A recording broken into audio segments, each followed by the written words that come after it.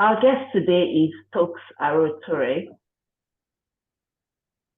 Ms. Toks is a British Nigerian businesswoman and the founder of the Baby Cut Shop, a luxury baby furniture brand based in London.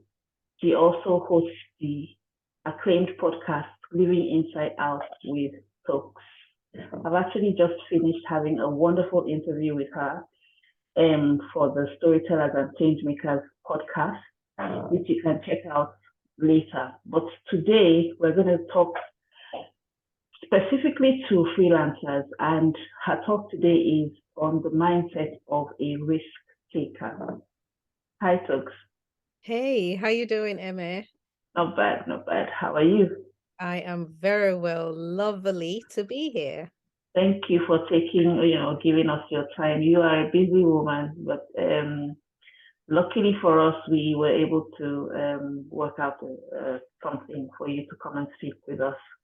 You are somebody that talks a lot about mindset. Let me just say, you're a very successful businesswoman. You're, award winning, being in loads of magazines and, Vogue magazine and Hello magazine, and you have this lovely shop, which you run on the famous Kings Road in Chelsea. I love Kings Road, by the way, in Chelsea and in London. And, apart from that, you're also a woman of faith. You're somebody who is like giving and generous. You also, support charities, support young entrepreneurs, and you do so much. And one of the things I noticed about you, and which is also obvious if anybody visits your website, is that you talk a lot about mindset.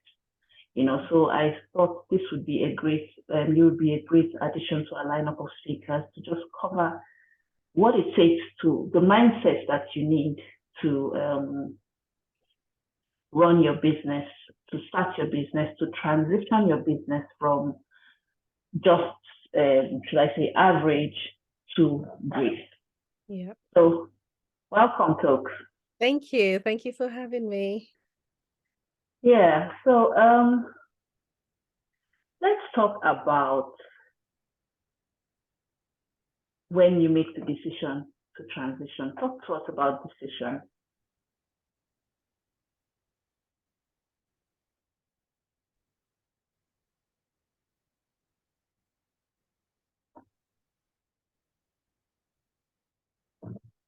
Are you there, Toks?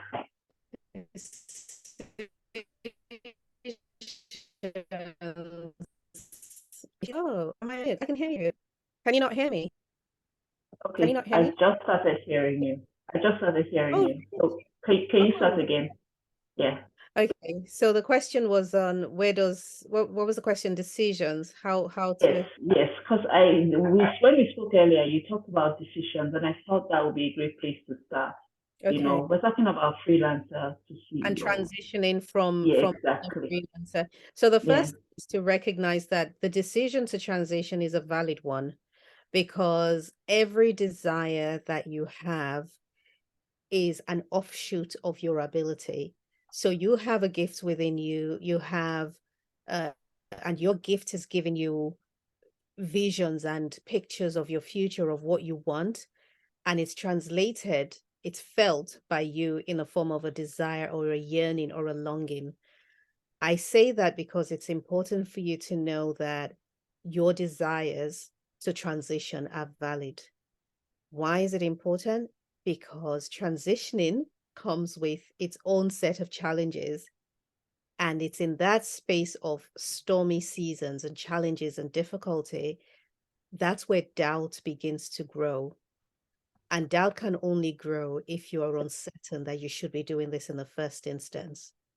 So when you start off knowing that you are supposed to do this and this is valid, it gives you the fuel to override the doubts that's going to show up later, because I guarantee you it will come. I love that. I love that. There's something I always used to say about how there will always be that one idea or that one thing that never leaves you, or just, well, I say, refuses to leave you. That's right. alone. Yeah. So that idea that refuse to leave you, that idea that you keep coming back to that dream that that just won't go away. Mm-hmm. So and what from what you're saying is like that is valid, and the fact that you have that, it means that really you can do that.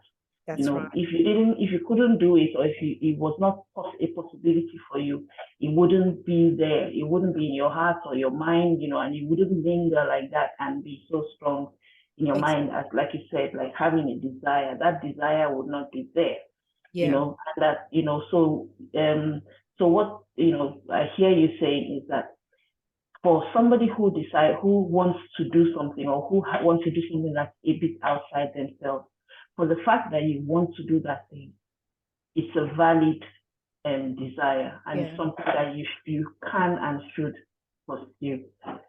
Exactly. Exactly. So that would be the first thing is agree that the desire is valid. Agree with yourself. And based on my story, my journey, my business journey, is the next thing you want to do is make an agreement with yourself that you're not going to quit and that it is going to be hard, but you have everything in you to handle the hard. You may not know what form the challenge is going to come, and it may actually end up being a whole lot smoother than you thought it would be. That's also possible. Mm, But resilience is not built when you're in the storm. Resilience is a decision you make before the storm begins. So you mm. decide ahead of time that you're going to see this all the way through till the end. It's going to be hard, but no matter how hard it is, you're definitely going to do it. And that is something else that I would recommend that you do.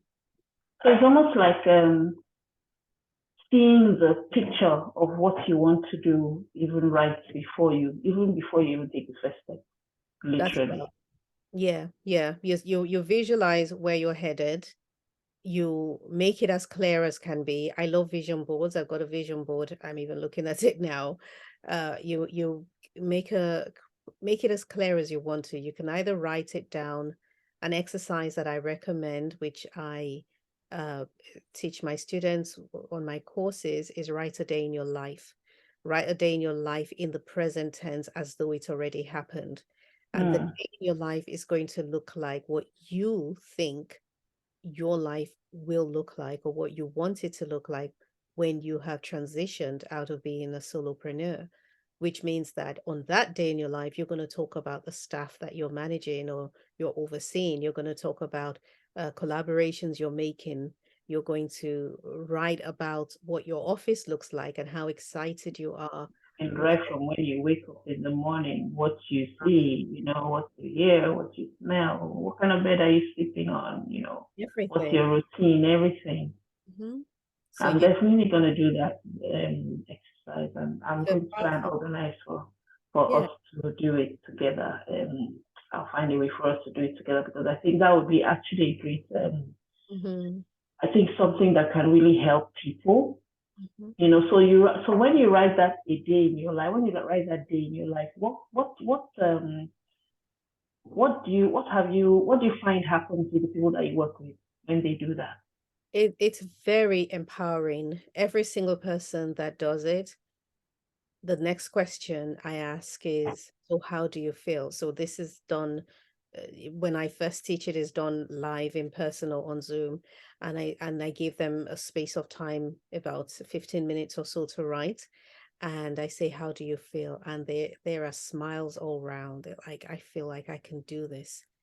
Because your mind doesn't know the difference between the imagined reality and the factual one. Your response to both The is picture is in the identical. mind, yeah. Yeah, so you're tricking your mind into thinking this is already who you are. Uh, Hmm. the reason why people don't attempt great feats is because they feel they're not capable. And feeling is just that, it's just a feeling, it's not fact. And so, what you want to do is create a picture of fact for your mind to consume and to meditate Hmm. on. And once your mind begins to see you as that person, as that CEO, you will automatically start to do CEO stuff. And the CEO stuff you're doing is not what you see modeled on television or what you've seen other people do. When you watch sitcoms and things like The Office, for example, you see that CEOs are seen as overbearing and rude and shouting orders and all of that. Mm. Reason why you want to write a day in your life is so that you don't gather your vision and picture from outside of you, which is false. Mm. You get it Mm. within you. And my podcast is called Living Inside Out because inside is superior to the outside. Your inside is superior to your outside. Need to say that Every again. Just say that again. Say it again. Say it your again. inside is superior to your outside. Everything that is truth for you is not outside of you, it's inside you. And it is only through the regular practice of introspection that you find out your reality based on what your heart desires, what your soul is craving, the future that God has mapped out for you. Because It's sometimes up you inside. might, you, what you're saying makes me think that sometimes you might not know what's inside you. Yeah, a lot of You times might we not know what's inside you, so you might not know what, because obviously what's inside you is what is creating the reality outside you. So you might not know, but by doing these exercises that help you to actually, introspect and see, okay, what am I thinking about this? How am I feeling about this? What are my thoughts? What are my beliefs? And all that kind of thing. That now helps you to either, accept or change what your, on the inside is. But yes, definitely living inside out, check out the podcast. It has so many episodes, wonderful episodes. In fact, I'm going to recommend check out the episode that says the mindset of I need immigrants. Is that the yeah. mindset of an immigrant? We're just talking about it, and it is an amazing episode. So check out the episode of the series on that. So that we don't have to go into too much, or else we'll be here all day long. Um, Mhm. but talking about this, okay, I mean, it sounds very nice and wonderful. Oh, living on the inside, blah blah blah, vision board, blah blah blah. What happens when we have doubt and fear? Doubt. Like, I mean, for instance, yourself, you have a very successful business, and your story was not. It was well, I say it had some ups and downs. If you listen to the podcast, you hear that your story had some ups and downs, and you actually were literally at rock bottom when you decided to start your business, and you built it to not just a point where it's surviving, but actually it's a thriving business, well known and all over the world and all over the UK. But the question I want to ask is doubts and fear. Mhm. In the process, did you have doubts? Did you have fears? And how did you deal with them? Yeah, and I still have doubts and fears. It's not going anywhere. A lot of times people think that successful people, whatever your definition of success is, have made it and they've arrived at a point where they're no longer afraid. Now, Hmm. the series I'm running on the podcast, which is part of the mindset of an immigrant, was one episode, and yesterday's episode was forgotten what the title was, but yesterday's episode was it's really about making peace with trials. Making peace with trials because the trials are not going anywhere. For as Hmm. long as we live in a fallen world, we're always going to have difficulties, and the difficulty is going to show up in different ways. But the issue many of us have is that we think that once we can overcome that challenge, we're going to be fine and we're going to be. Hmm. And so Hmm. what we then do is we dedicate our time, our energy, and our space to fixing the thing that we're afraid of. Meanwhile, our goals are left unattended to. You're heading in one direction, and on the way there, if you look at your life as a path, on the way to your destination, I don't like saying life is a destination, I think it's a journey. But let's say your dream is a destination, and on the way to your destination, you arrive at a massive boulder on the road, stopping you from going forward.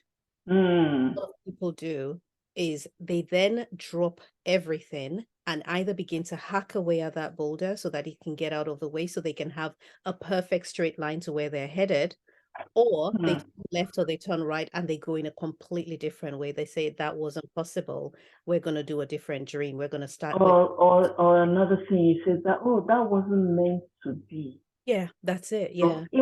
it was just a few years ago, not long, maybe 5, 6 years ago, when I got the revelation that just because something is hard does not mean that it's not meant to be. That's right. Sometimes even, we're talking from a faith perspective now.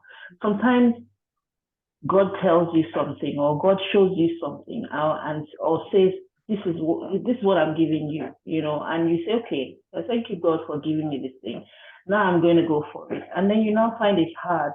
And you say to yourself, maybe I didn't hear properly because if if it was, you can have this idea that, oh, if it was God that said it, or if this is the thing, then it was meant to be easy. So it was actually a big revelation for me then. That's Let right. me also say one thing that you said. I heard it in a different way not long ago, where I think it was John Lee Dumas or one of these online entrepreneurs. He said that, look, life is hard. Mm, You just choose the hard you want. yeah. You can choose the hard of staying stuck, not going for your dreams, because that is it's still hard and there's still pain there. Or you can choose the hard of pain and pain of actually going for your dreams, moving forward, that kind of thing. Yeah. And honestly, it really I think we need to remind ourselves more, it always starts from the inside. It always starts from the inside. In the online space, we have a tendency to try and teach formulas. We teach a Mhm. lot of formulas, 5 ways to do this, 7 steps Yeah. to do that, Mhm. and that kind of thing. And you may have all the formulas, you may have all the knowledge, Mhm. but if you don't fix what is on the inside, or if you are not, you know, working from a strong place on the inside in your heart and in your brain, Yeah. then no amount of, even if somebody gives you the answers at the back of the book, you just are not gonna to get to where you're really supposed to be. Mm. That's one reason why I mean, obviously my journey of losing my business, my very first business, and losing practically everything needed to happen because what it did was force me to discover gems that were inside of me when I couldn't find Mm. anything around me. And I recall back then I would listen to a lot of motivational material, which was effective while I was listening to it and shortly afterwards. But then there was really no change in my life. And the reason is because motivation is feeding motivation feeds your senses, or your senses pick up motivation from the outside, whereas inspiration comes from within you. And inspiration is a fire that keeps burning, while motivation is you could look at it as a spark that starts the fire. So what a lot of people are doing is That get one is, of course, that one definitely going to what a lot that one. of people are doing is striking a match and getting excited about the fire, the flame that comes, and And love then it lights, is, oh, it fizzles out. But inspiration is something that you are going to have to work on for yourself. And we're inspired by the purpose God created us to manifest. There is really nothing better than doing what you were created to do. We joke about, especially in our Black community, that going into the freezer and picking up an ice cream bowl, don't be surprised if you find rice inside, because we use different things. And that's even not a really good example, because it is really a container and we don't need it for ice cream anymore. But if you've ever been to someone's home and you see that they've turned their flower vase into a coin container, or they've put mm, the flower vase is not really being meant used for to the be. purpose that it should be used for, and it just looks odd and it looks cluttered and it looks messy.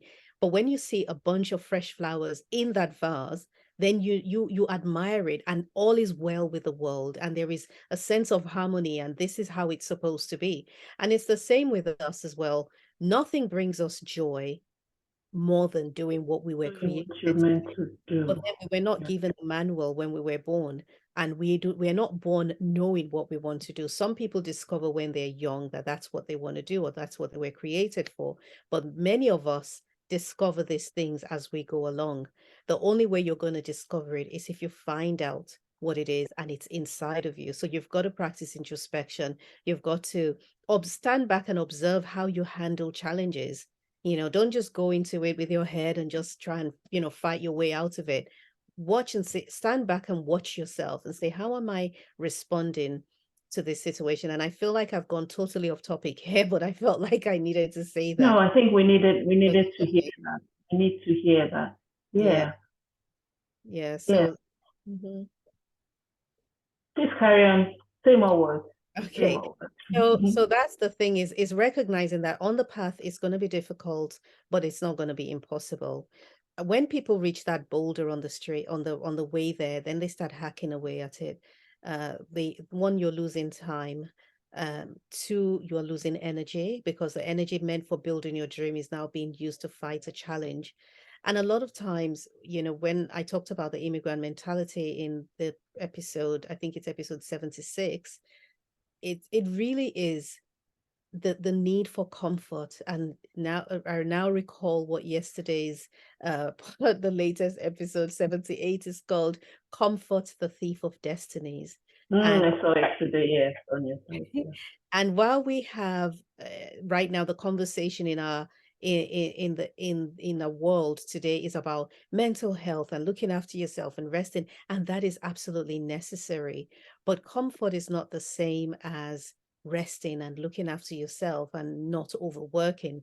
Comfort becomes what people strive for because they think that they're on the wrong path when they hit a challenge. And so you're going on your path and you hit a difficulty, then you think, this difficulty is not supposed to be here. I'm not supposed to experience this. I'm going to fix this. And then you start dedicating your time to trying to right the wrong.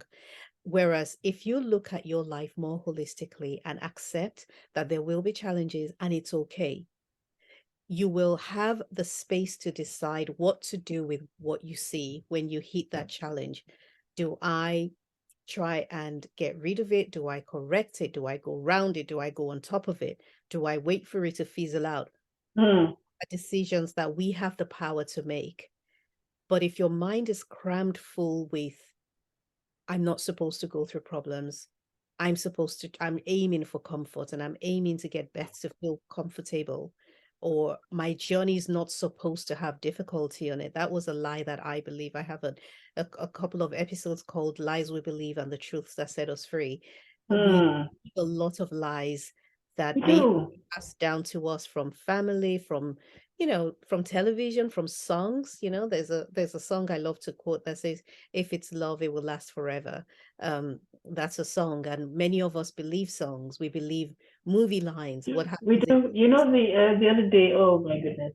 I mean, this is a bit off topic, but the if other day I was just analyzing this song.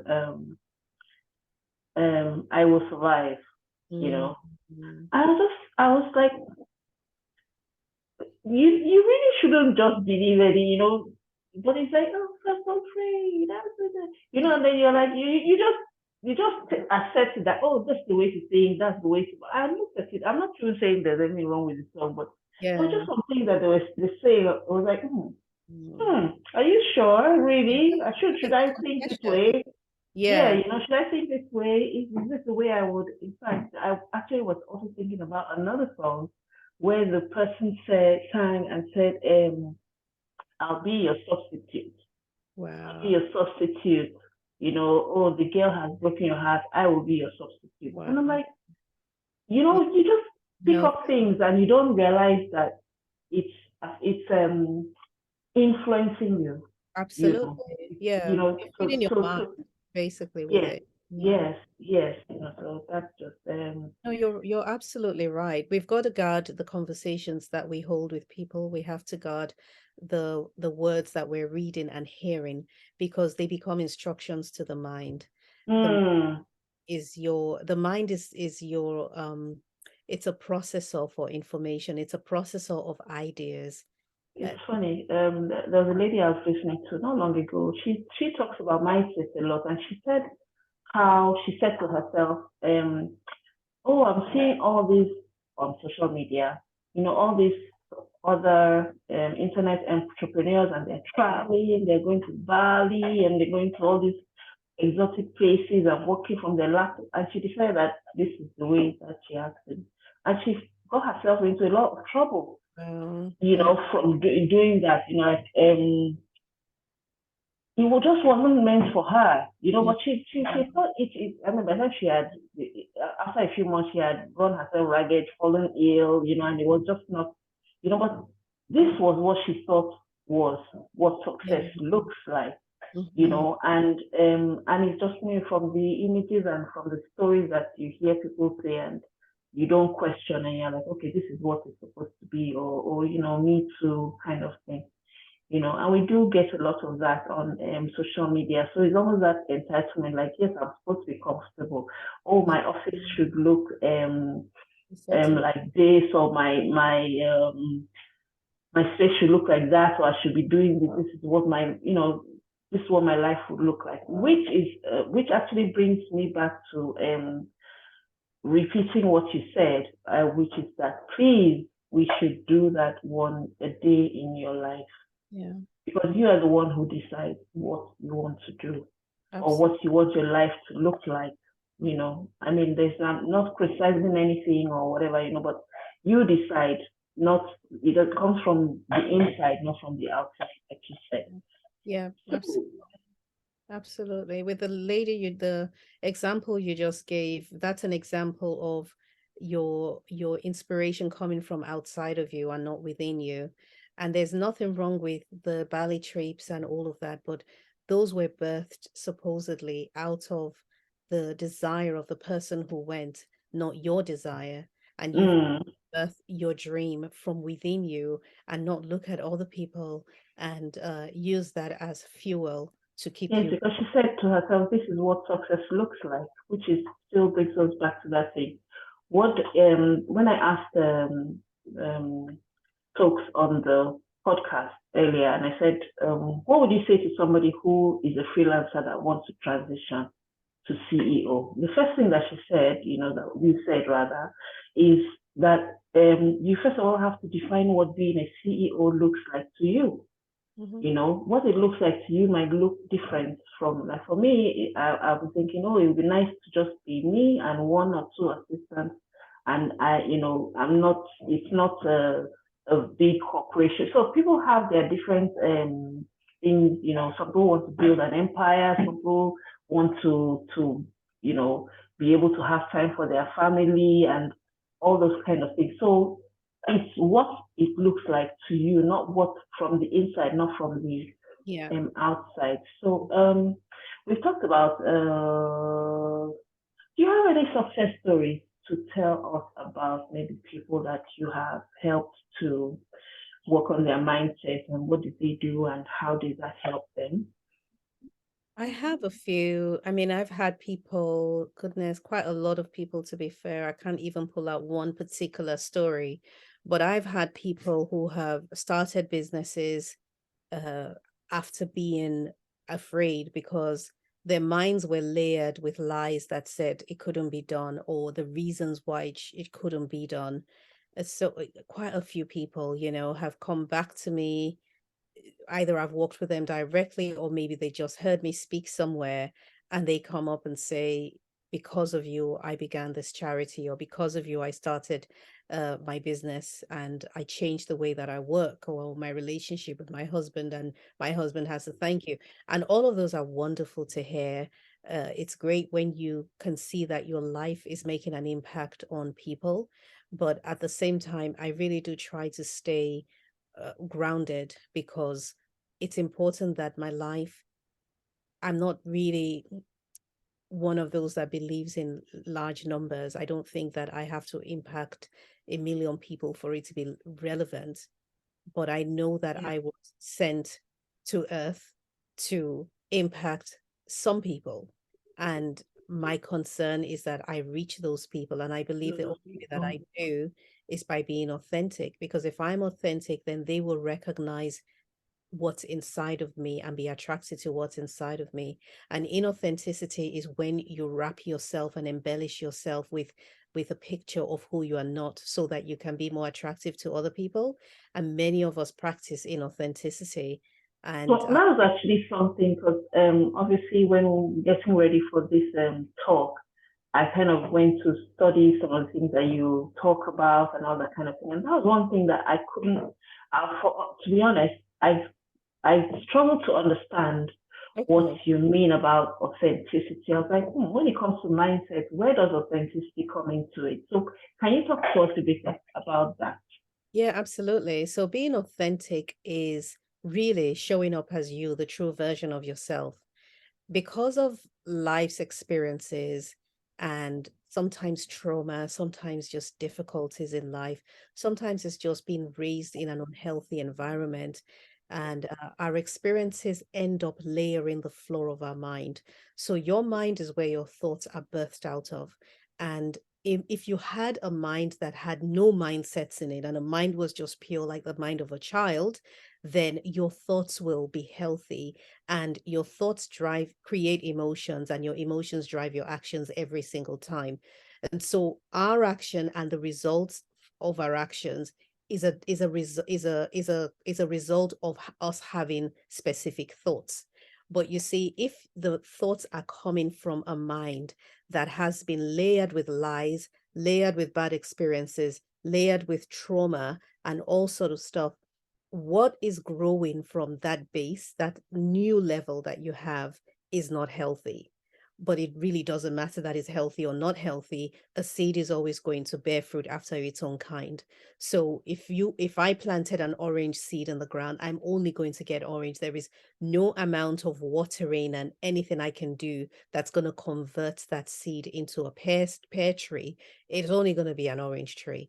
And so authenticity is being your true self, and allowing the limiting thoughts and limiting beliefs to not have a way, but recognizing it and exposing it. I'll give an example of the result of being authentic. I have a mentor, a business mentor, and he had been mentoring me for, I think, about a year or just under a year.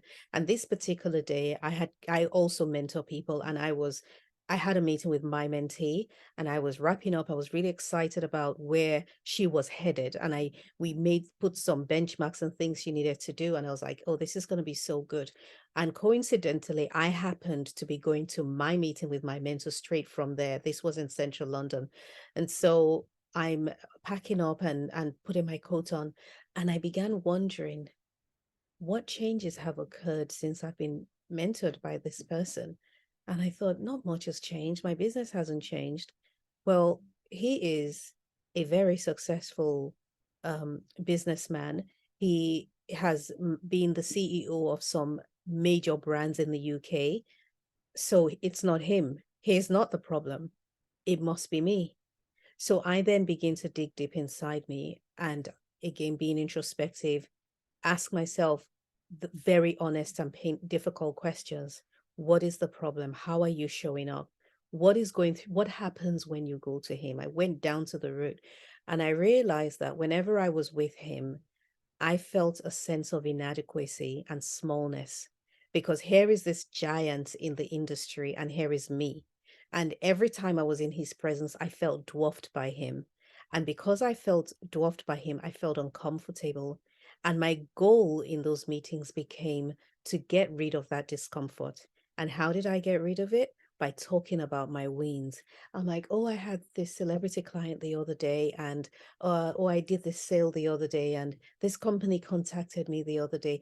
I would only talk about the things that were going well, because I wanted him to see me as not small and not inadequate. And it was really important that I stopped feeling that way. And this is why I say that emotions are powerful, but they make bad leaders. When your emotions are driving your decision making, you can go left, right, center. You don't even know where you're headed. And so we have emotions because they are there to inform us of the reality of a circumstance, whether it's who we are on the inside, what we're experiencing, what we think about a situation, because our thoughts create the emotions, but they are not there to lead and to guide us. So being authentic is what allowed me, or practicing authenticity. I cannot claim to be authentic. I can only say that I practice it and I try as often as I can to live authentically, and sometimes I fail. Being authentic allowed me to see that I was feeling small and inadequate, and I was trying to fix that in his presence. And that's why I didn't grow. And so the minute I realized that, I knew that I had to make some changes that would put me in a place of vulnerability and would bring me to a place where I felt uncomfortable, and it was okay to be uncomfortable. And that's exactly what I did. And the minute I did that, I saw a drastic change in the results of our mentoring. That's amazing. That is so amazing.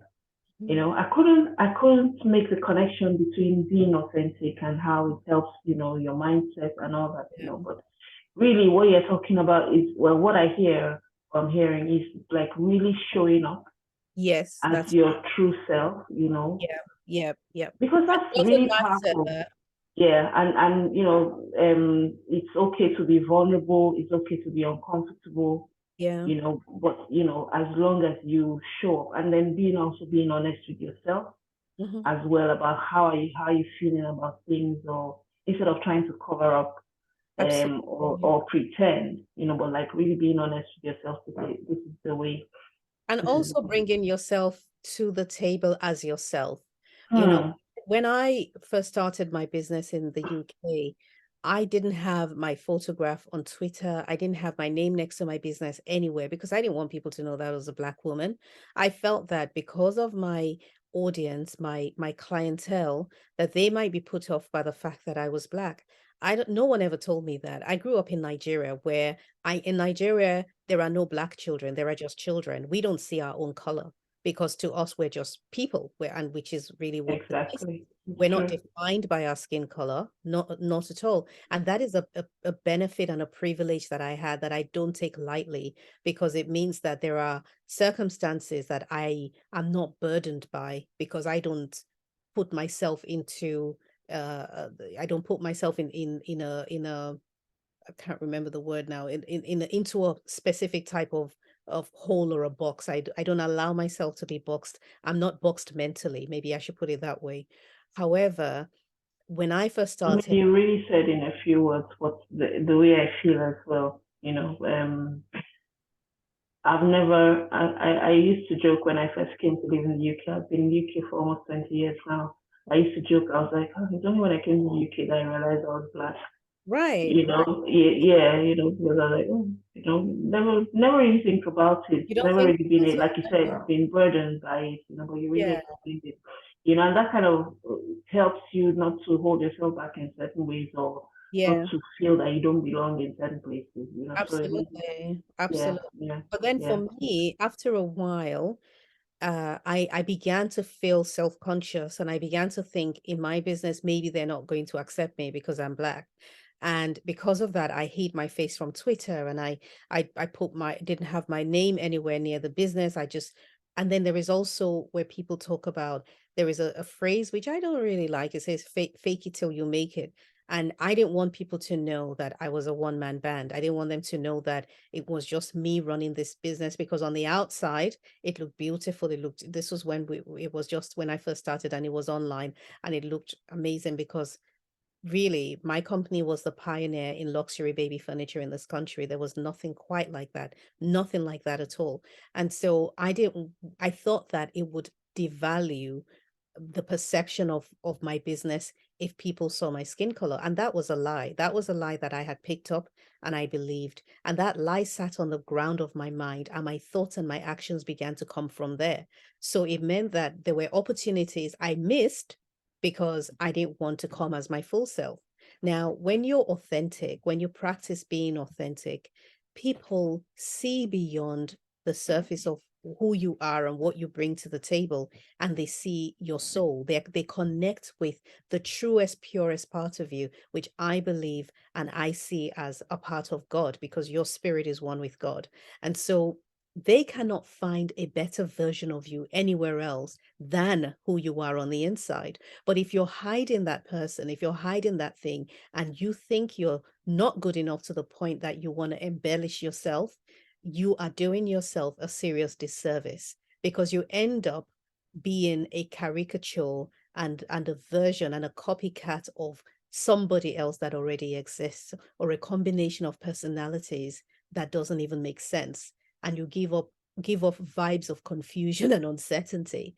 But if you know who you are and you are proud of who you are, you're not afraid to bring yourself to the table at the risk of being ridiculed, at the risk of being laughed at. It's okay.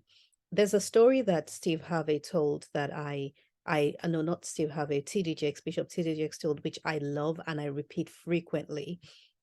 He was right. He ran into an editor of a well-known publication in the United States, and they got talking, and she said to him, "Listen, I think you should write for our magazine, for our publication. I think you should write for us." And he was like, "Really? You think people want to read it?" And she's like, "Absolutely. You have a lot to offer." So he writes the first. She gave him a column. He writes the first column, and it gets published. And he's reading all the comments online, and the comments are all very negative, all kinds of, really negative comments. And he thought, oh, maybe I didn't quite get the pulse of the people. So he goes back and he tweaks his writing and he changes it. Then he does the second one. I think it was a monthly column. And the same thing happened. And he was like, you know what? Clearly they don't want my voice. I thought so initially. She thought wrong. They don't want my voice. And so he decides to stop writing. And a few months later, he runs into her, I think, at the airport. And she's like, why did you stop writing? We loved your writing. He goes, well, I kind of took the cue.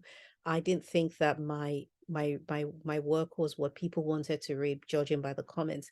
And she started laughing and she said, the comments, the people who comment are not our customers. They just comment, they're commenters, but our actual audience don't comment. And that was such a powerful lesson for me, not to take your cue from what your senses can perceive, because he is reading on the outside that these people don't like him, but he was bringing his authentic self to the table, which is why the real audience recognized and connected with him. Now, their behavior may not be one that shouts from the rooftops and writes about it. We don't have massive engagement on our social media platform, I think in part because of the audience that we have. Some of the most respected, we've got millionaires and billionaires as clients, and you go on their social media and they're being followed by 3 or 4 people.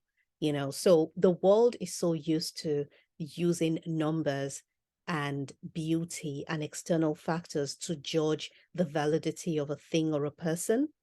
And being authentic stops you from falling into the trap of giving the world what it thinks is beautiful or valuable. So that practice of being yourself, I believe, will eliminate and separate the people who don't belong in your space, and it will attract the people who should be in your space. And that's how I think about my relationships and friendships with people. There are people who have come into my life that after a season, I recognized that their time in my space had come to an end, or perhaps even in engaging with them, there was a part of me that was reluctant to bring my full self to the table where they were concerned. And when I have ignored those signs, I have paid the price. But I see that being myself repels the people that are not meant to connect with me, and it attracts the people that should.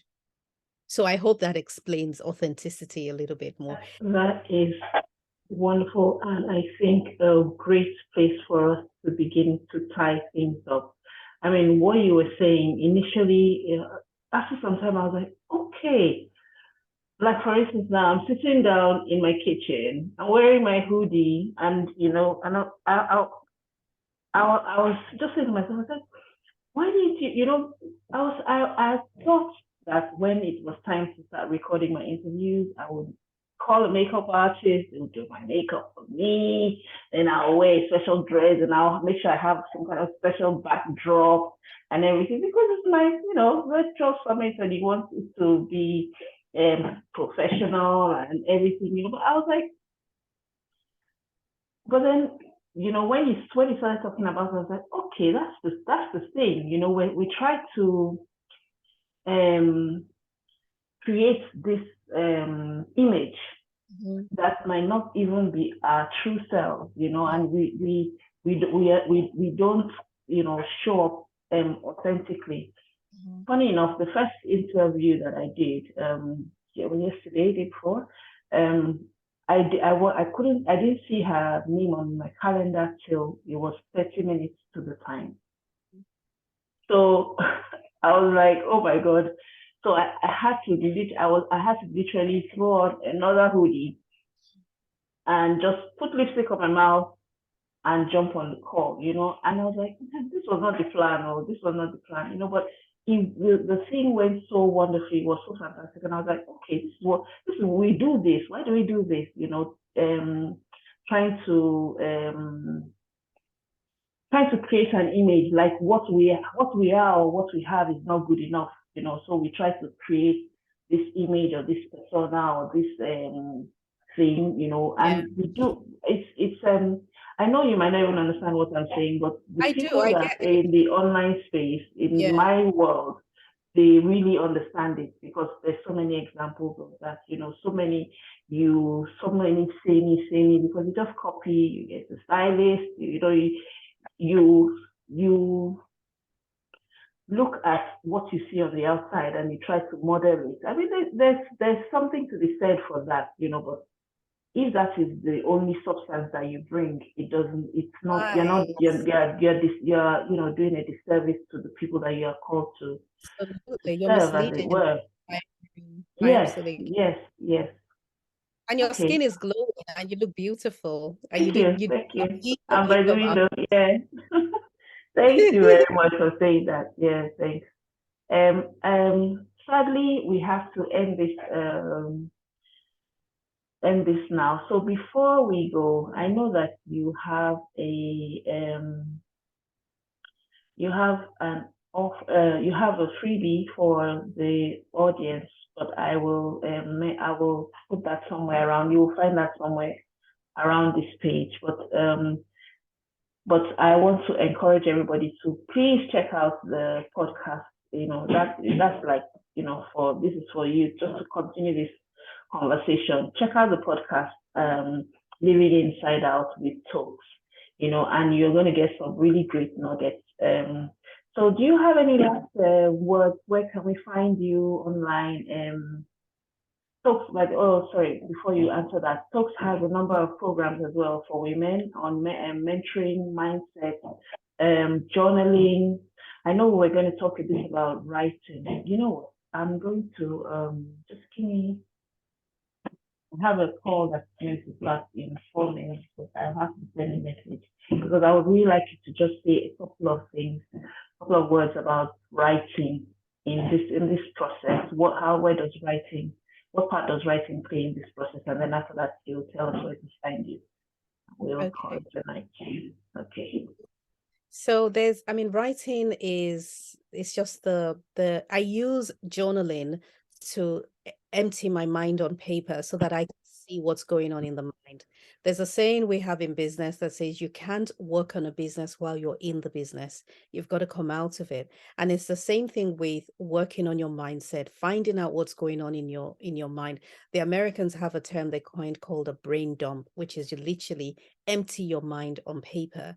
It tends to be used in terms of a list of things to do, but I use it to just find out the thoughts I'm having and find out my fears and my worries. So I write a list of what I'm going through on paper in my journal, and then I begin to draw a line next to each one. Is this a fact or is this an assumption? And then you find that if you've had maybe 10 different things that you wrote on the list, you'd be surprised to say that maybe 6 of them are actually the same issue, just presented differently in your mind.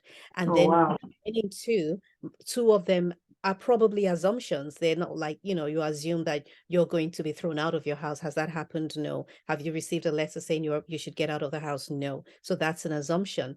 And then you find that you're left with one or two facts that you can actually handle. But then you've spent all this time giving your attention and your energy and your thought towards things that were assumptions, things that were various versions of the same truth, and you feel drained. So writing and journaling is something that I recommend, and I do have a course on journaling, inspirational journaling and journaling for growth. And the other thing I recommend as well is I have another course called Write Your Rockstar Story. And this is the story of your life thus far, with its regrets, with its wins, with its successes, with its failures, with its shame. Because what that does is it gives you the power to decide where your life has been and where you're headed, and you don't put that power in the hands of other people. And this is why people have PR agents. The PR agents, when you have a celebrity who has been caught doing something they shouldn't be doing, the PR comes and spins the story around. Well, Yeah, spin the story, and I'm not saying you yeah, should lie yeah. about it. A friend of a colleague of mine rather always says you want to be the one to give the what's that thing? You want to be the one who leads and tells the story, Yeah, tells what people, what you want people to know, how you want people to know it, so that people don't kind of misinterpret you or absolutely. misconstrue who you are. You want to be the one to actually be in charge of the story that Yeah, people know about you. And again, I think write your rockstar story will probably help with showing off with authenticity, I believe. got to be authentic to be able to, you have to be willing to be authentic and honest to write the story. And what that does for you is, for example, when I lost my business, I was ashamed. I thought that was a thing of shame. And when people said, how did you get into the baby goods industry? I didn't want to tell them that I had a business that I lost until I rewrote my story in its rockstar version and turned what I went to the US and what people may have deemed a very foolish decision became an adventure. I went on an adventure. We made the decision to go to another country. We bought a business. We lived the life. We enjoyed it. We loved it. We bounced back up. That is all part of my story, and my story is still being written. So your story has been written now, but I also have, writing your own story puts you in the powerful position of saying where it's going as well, not just where you've been, but where Where you're you've headed. been. Whereas if you don't write your story and other people hold the pen, they would weave your future however they think it's going to go. And there's your life. And before you know it, life is going to imitate their art. And then you're following that path that other people have set for you. And at that, we're going to put tonight. Full stop. Tie it up in a bow. That is fantastic. Wow. Thank you so much. Thank you You're so much. very welcome. It's been amazing. It's been amazing. You're a very compassionate mind, not just a brilliant mind, but also very compassionate and very empathetic. And I believe that the people that listen to this would actually get like a genuine transformation. So definitely check out toks aruoture or Living Inside Out with toks podcast. And then you can also find her on her website. I'm sure you'll find the information somewhere around this video. Um, any last words? Last words is don't be afraid to be yourself. Don't be afraid to chase your dreams. And listen, guys, I just turned 50. I don't know how I turned 50. I wasn't there when I was getting to 50. You're still 26 in your mind. But my point is that time really does fly, and you don't get Yeah, a second chance to do your life again. This is it. You're living the yeah. life. So live it well and don't hold back. And Thank thank you. you so much. Really enjoyed our Thank you. conversation. Yeah. All right then. Take care. Have a good day. Bye.